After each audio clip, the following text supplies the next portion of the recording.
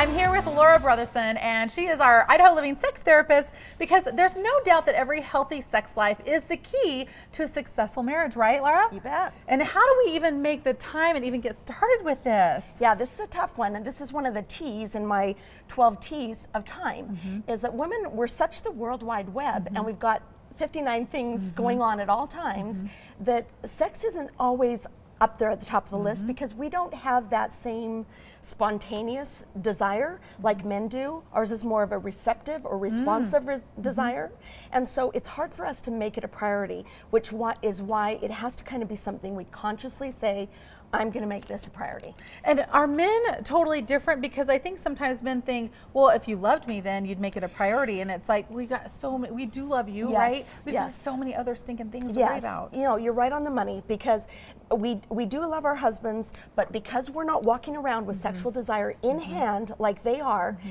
it's just different for us. And that doesn't tend to be our primary way that we feel loved, is sexual connection, whereas it does tend to be the way most men feel loved primarily. And that's gotta be hard, huh? Yeah. So that's why you're here, because you're gonna help us bridge that gap, Yes, right? yes. Well, I have been loving your book, Knowing Her Intimately, and in it, Laura, you talk about the 12 tips, the 12 to create the 12 T's to a sextraordinary marriage, time being one of them. Let's talk about sex being a state of mind. Yes. The concept that I use a lot is sexy as a state of mind.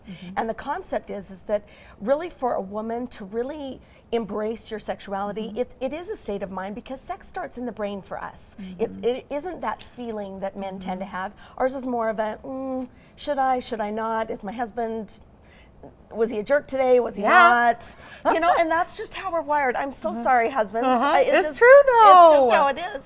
And so then it makes it tough. But there's kind of two main concepts that go with the T for thoughts. And one is that if we don't have kind of a positive overall feel about sex and our sexuality and our body image issues, which is huge for women, our relationship, our husband's body, I mean, there's a list of things that you've got to have some degree of a positive foundation for, or it's hard to make that decision to move into sex.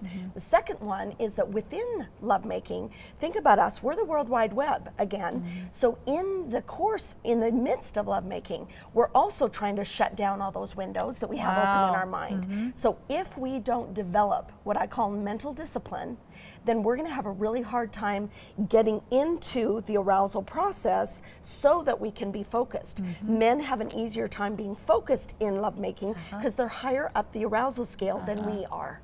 And so it's really important. Those two things are huge. And I can guarantee you there are women watching at home thinking there was just a connection made, because there's not something wrong with me. There's not something necessarily wrong with my marriage. It's just how we're programmed. Yeah, we're wired differently. Okay. Really. Love that. Okay, now because it's Valentine's Day, we're kind of getting ready for Valentine's Day. There's another tip in your book about teasing. So it's one of my favorites. So what are you going to share about that? So this T, like you said, is teasing, and it goes right along with playfulness. As a marriage counselor and a sex therapist, if I had to choose one thing that I think separates or really identifies couples that are doing well, it's playfulness. Because when you can be playful with each other, then you've really got the whole relationship in a place where it feels safe, it feels comfortable, it's strong, it's secure, and that's how you can be teasing from. I spend a lot of time with clients trying to help them stop groping their wives in the kitchen, because if that is done outside of that strengthened, secure, developed context, it's a huge irritant and a huge annoyance, and it's counter to helping the sexual relationship. So that's why you got it kind of in that ballpark that isn't good, but we've got to move into that other place. And it just makes it fun when couples can be playful and fun with each other. I love it. Laura, thank you so much. Your 12 keys are amazing. You've got to get her book. Where can they find it? You've got a couple of them. Everywhere. I mean, StrengtheningMarriage.com. You can get it with that special, KBOI special, but Amazon and everywhere else. Love it. Well, thank you for being here. And we're going to head on out to break, but you've got to try the jackfruit, because, you know, fruit can play a role in the bedroom, right? Yes. You betcha. Maybe you're going to be teaching, you know, prescribing jackfruit to all your clients now. Yes, You like it? good. What do you think it tastes like? A little bit like pineapple. Yeah, you like it? Maybe mango, Yeah, it's pineapple kind of mix. weird, huh? Okay. It's good. You, right here, for the first time, jackfruit on Idaho Living. Laura, thank you so much. You bet. Coming up, Have you ever thought for a fleeting moment that this is not what your life was intended to be? We've got a critical couch conversation coming up next. Plus, later on today's show, picking out the perfect lingerie just in time for Valentine's